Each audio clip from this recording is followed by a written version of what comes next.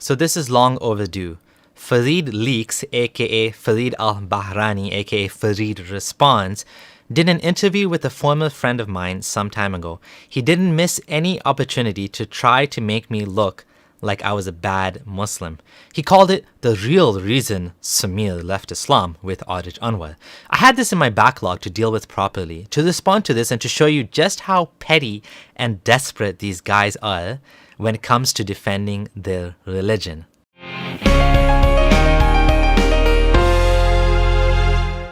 This is your friendly ex-Muslim. I create videos reflecting on Islam and my thoughts as a former Muslim. Let's have a listen to what they have to say about me. So you sent me a DM saying that Samir told you before leaving Islam that he struggled with fasting. So the very first thing that they want to mention is that I struggled with fasting. Notice that they've already jumped into personal attacks, something that's totally irrelevant to arguments on whether Islam is true or false. Notice that they're more interested in discussing personalities and making character attacks over ideas. The video is only 2 minutes in and already the red flags are showing. As the video continues, you will see just how desperate Farid is to paint me as a bad Muslim.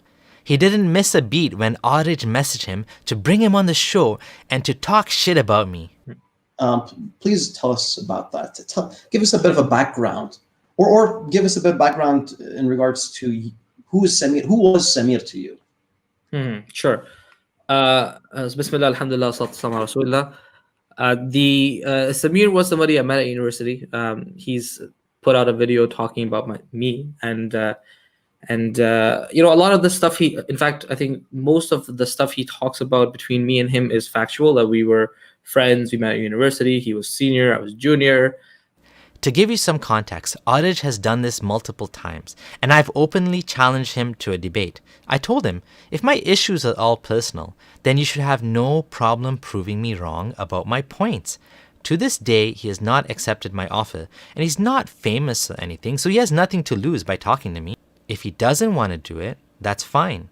But then stop saying this is about my personal issues, because it's clear to me you don't want to or can't respond intellectually. I don't want to get too much into the former video here, so I'll link it below. But in a nutshell, since I left Islam, he's been attempting to make me look like I was a weak Muslim who left Islam because fasting was too tough. He has repeatedly tried this approach from the day I left Islam. And the last time he did it, even the Muslim community felt he was being slimy by sharing confidential notes from a discussion at the mosque where he was an acting imam/teacher. Not only that, from the very beginning, he admitted to me on WhatsApp that this was his modus operandi. He wanted to show that the holes were not in Islam, but in me. Kind of like the cult members of Nation of Islam who killed Malcolm X because he attacked the false prophet. These bullies want to take you down rather than let the precious ideology be seen for what it is. If you appreciate what I'm doing so far, don't forget to like the video and subscribe. Right. But then I got a call. I'm trying to remember who it was from, but somebody called me saying that Samir's having some problems about Islam. This is in 2015, and could you speak to him? Or maybe they said, would you like to speak to him? I don't remember exactly who it was and what they said, but I was like, yeah, for sure, man. Like, Ahlan wa sahlan, welcome. You know, whatever I can do to help, I'm here for that, right? And then we spoke on the phone. I was actually out of the country when we spoke on the phone. He mentioned some concerns. I was actually surprised that those concerns were so devastating to him that he was contemplating leaving Islam, because for me, they seemed quite trivial initially. So when I heard it, I was unsure of what to make of the severity of it. But then, you know, I realized that this is very severe to this individual. Right. And then so on the phone, we just, you know, mentioned something brief. And I said, look, I'm going to come back to Canada, then we'll meet and we'll discuss these matters. And then, have you noticed that people deep in their beliefs are not able to see the clear problems right in front of their eyes? We humans are masters of cognitive dissonance. Many of us are not willing to re-evaluate our former conclusions or our childhood upbringing and are unable to block contradictory. So his immediate dismissal of my issues is telling. But unlike these guys, I had already changed my positions once. I went from Ismaili to Sunni. I threw out my former beliefs because I felt that Ismailism contradicted the Quran. So I was able to do it. Now I want these two to do a thought experiment. Just imagine an Ismaili saying, "Oh look, Samir left Ismailism over that? What a joke. I can't believe he'd want to leave Ismailism over these silly points. Ha ha ha ha." Doesn't that sound like what Aarij is saying here? Aarij, of course, would not question why I left Ismailism. He'd be like, "Rock on, dude. You're the man. You left that false sect to join our true sect, the only saved sect." Do you know how much I heard that as a former Ismaili? "MashaAllah, this brother converted from Ismailism. He's such a great guy. I love this guy. I look up to him so much. We should all be more like him. Look, he converted to Islam and he is so pious." This is what I used to hear. But when you leave Sunnism, oh no, he left for that reason? Objective people should try to take off their blinders and consider all claims, not just shrug them off because they don't like the sound of them. Consider that even your position may be false. Don't just blindly accept converts but reject them when they leave. Very one-sided, no? Then we met for a couple of hours. We had a long conversation about what it is that was bothering him, the questions. I tried to provide answers.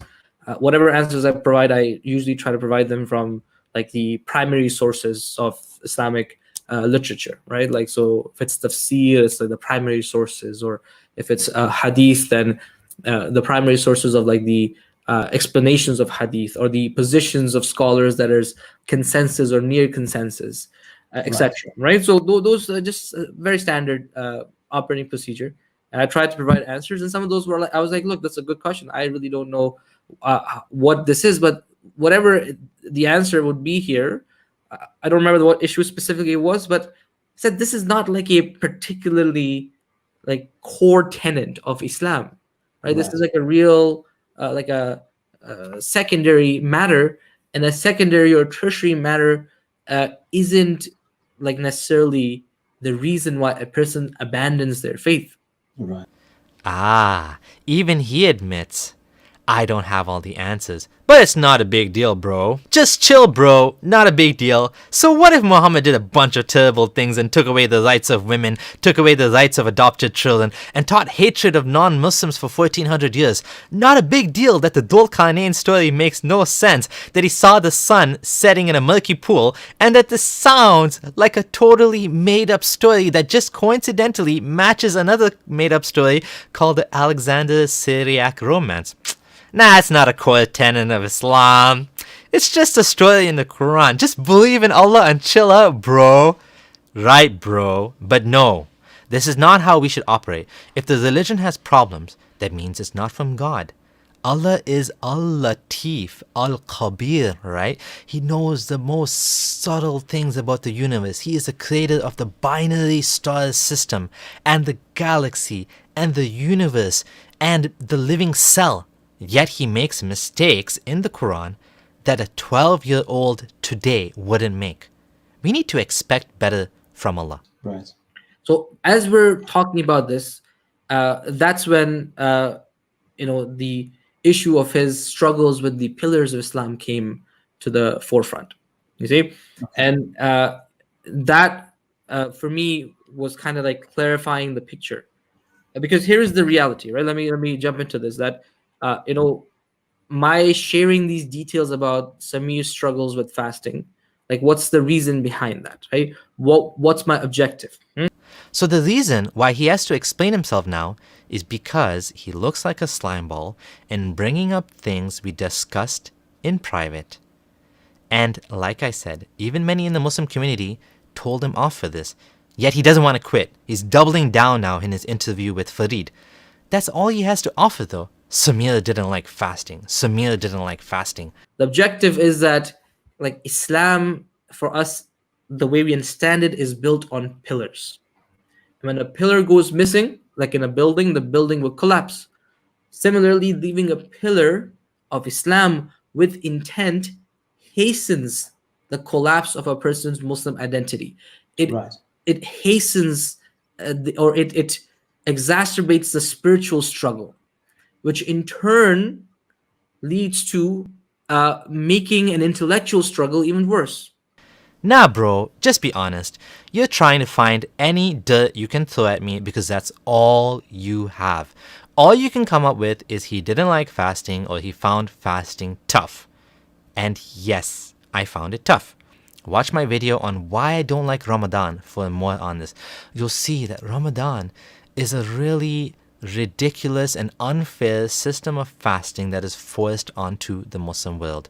Optional intermittent fasting with water is great. Ramadan fasting, or should I say feasting, is not. Right. So as I was grappling with the questions and answers, and also trying to figure out why are these questions so devastating to a person, that is when that information was provided by him to me, then it kind of became more clear to me that, oh, okay, there is actually an abandonment of a pillar of Islam with intent, and that, that's a spiritual struggle that is making the intellectual worse. Leaving a pillar with intent. What BS is this? Many Muslims I know have trouble with Ramadan fasting here in Canada. It's as long as 17 hours a day, repeated for 29 or 30 days. Heck, up north it's even 19 hours. Even some of my family members who live in some of the up north areas in Canada had a tough time with 19-hour fasts done day after day. You know the majority of Muslims don't pray 5 times a day, right? But many of them fast. I used to do both. For 15 years I did it. I fasted every single day in every single Ramadan, making up any missed fasts. Ask my wife. I even used to keep track of her missed fast for her because she was either pregnant or breastfeeding or on her period. Ramadan was a big part of her life, man. We used to go to the masjid together. All 4 kids at the time, plus my wife and I, we would go and eat iftar there regularly and stay for Taraweeh. This is straight up slander, Aarij. You are a real douchebag to lie and say I was leaving a pillar with intent. You are completely misrepresenting what I told you. I did not leave any pillar. I missed 1 day of fasting in 2014 because I wasn't sure if I still believed anymore. And then I fasted the rest of the month and even made up the missed fast. In 2015, the year after that, I fasted every single day until I left Islam. And I was praying 5 times a day too, unlike the rest of the Muslims around me at the office and in my life that didn't pray. I used to be the one asking those Muslim co-workers, come pray with me. I was the one reminding them it's time for Jummah, let's go. I was the one who often led the prayers in the prayer room. Just ask my former friends who was the most religious of them. Ask them, was I sincere? Ask my wife, ask my kids. These lies make me mad because they are so far from the truth.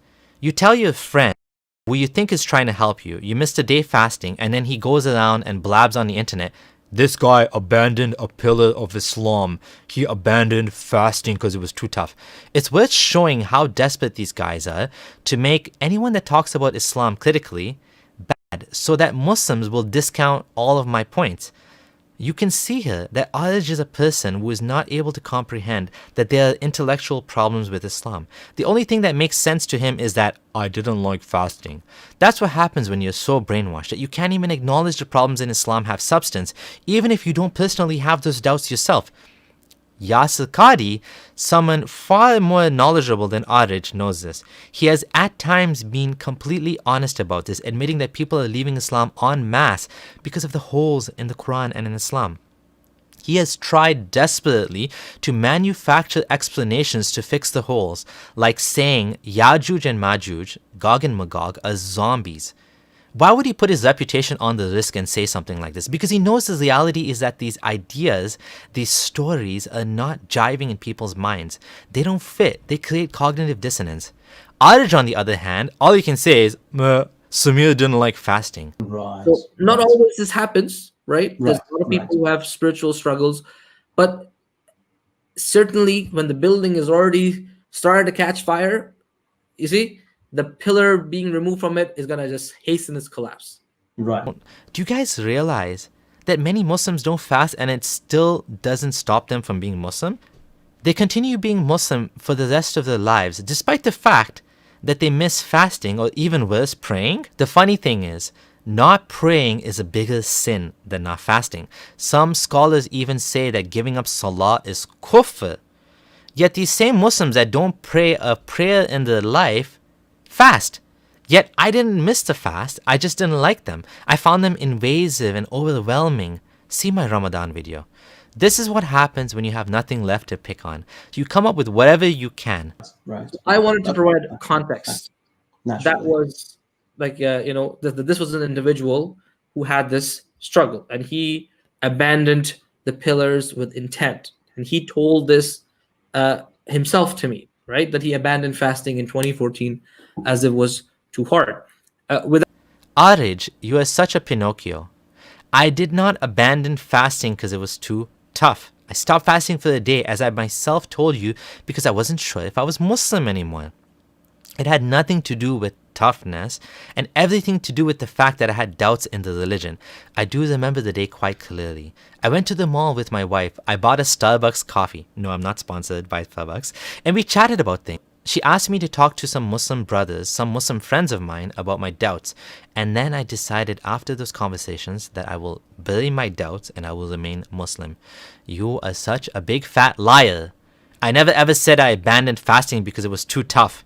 And if I abandoned fasting, how in Allah's name did I end up in the masjid for iftar in 2015 listening to Sheikh Dawood's butt tell me about how the scientists don't know anything and Allah knows better how he holds up the sky without pillars that we can see? That was a final straw that brought back all my initial doubts and made me end up leaving Islam after further investigation.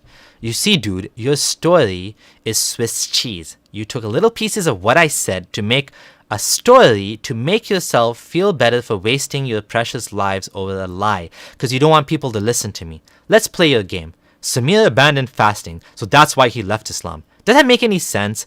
Not fasting would make it harder or easier for me to be a Muslim. It would make it easier, Einstein.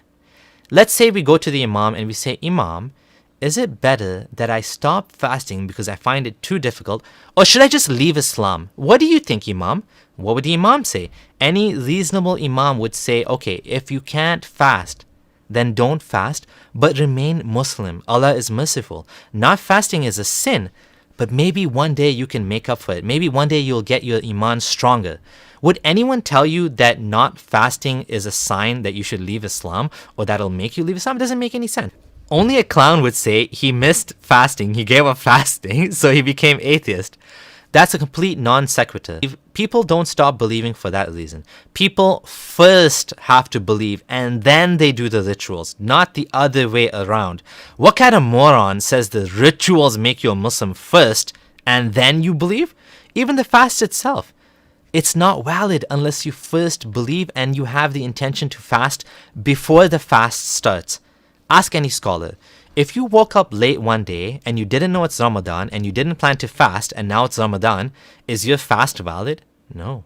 You can only do this for optional fasts. Without this context, a Muslim who's watching the video, as I was listening to his conversation when it was happening, would be like befuddled at how is this person leaving Islam based on these concerns, right? And they would then think perhaps that this is like a purely intellectual struggle that this what person was going through.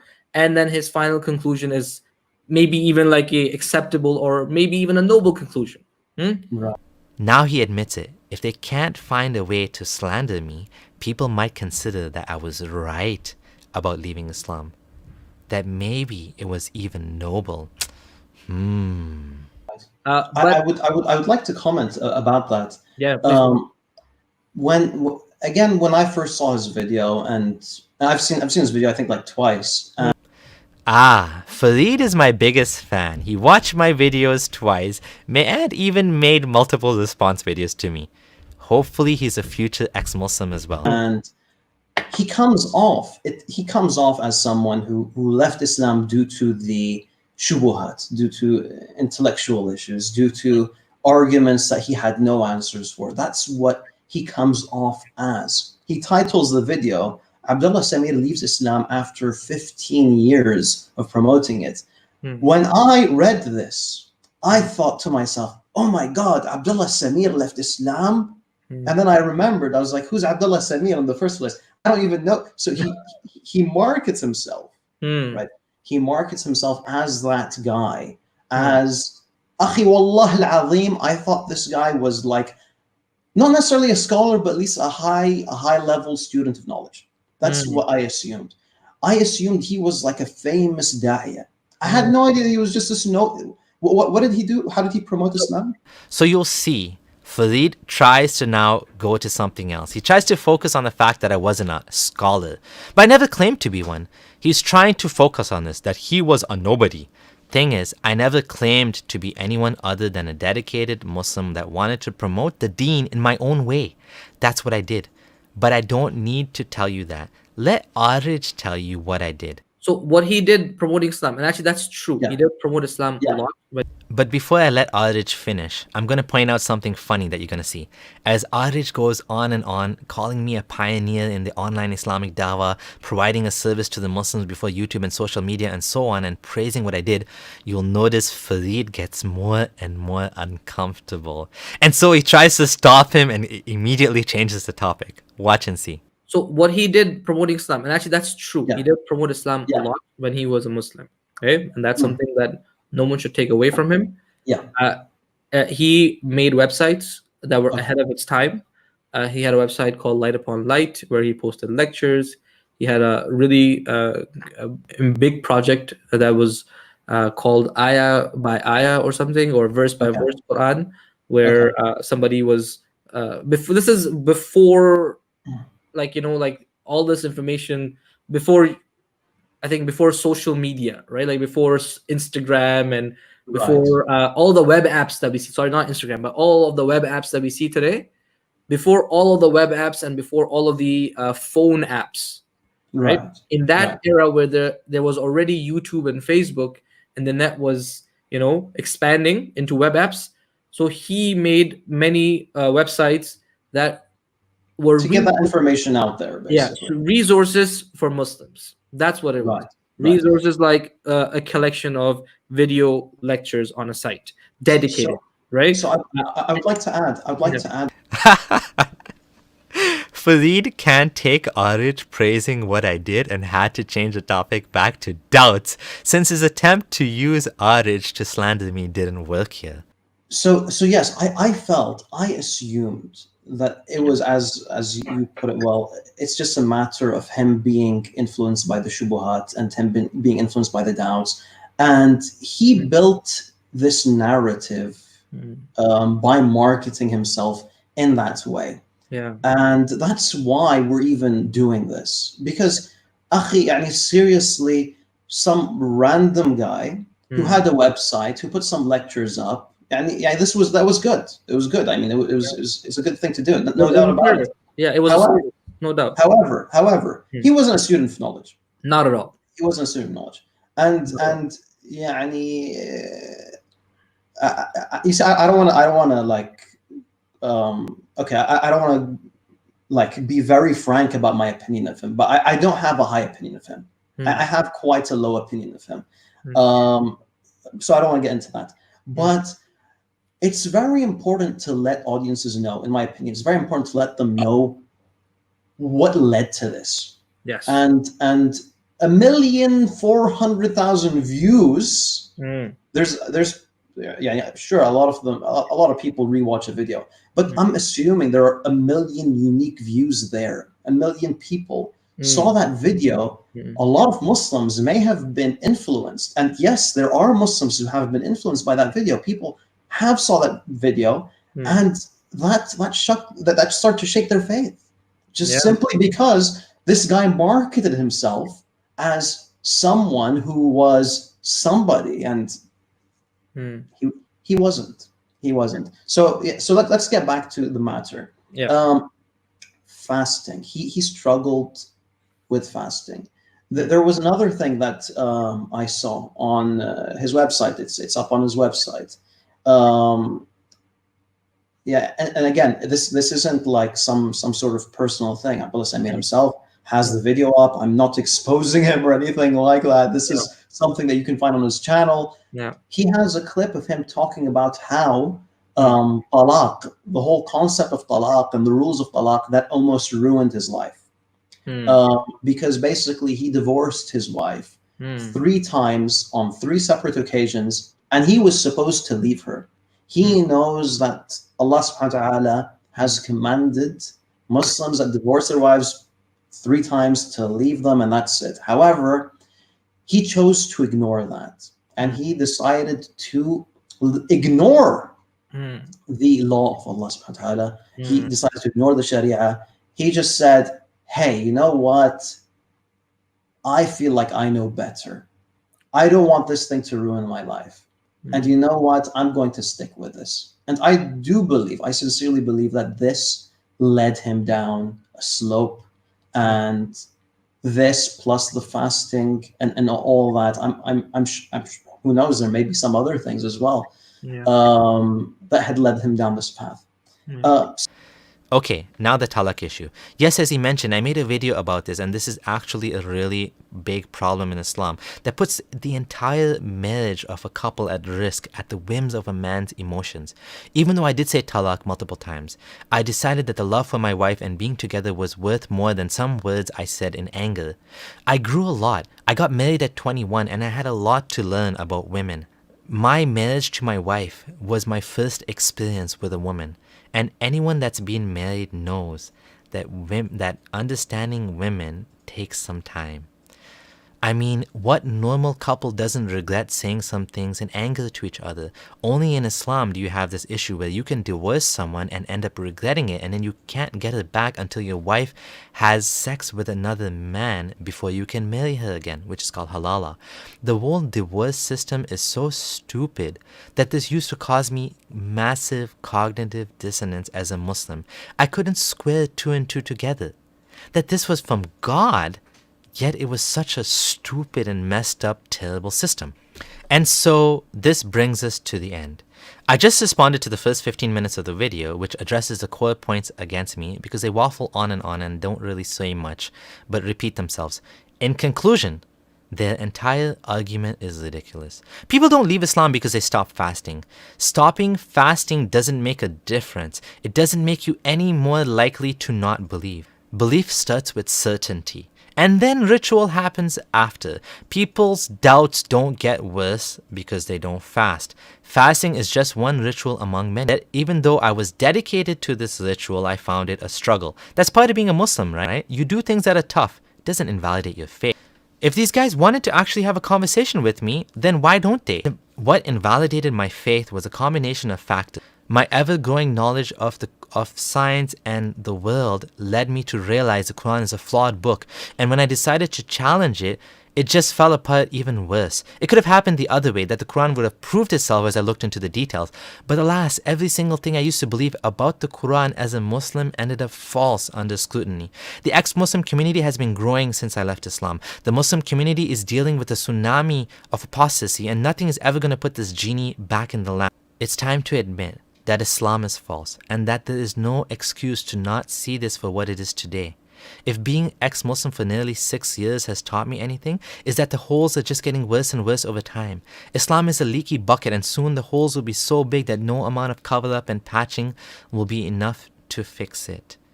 My life is so much better since I left Islam. I have no regrets. Don't forget to like this video and subscribe.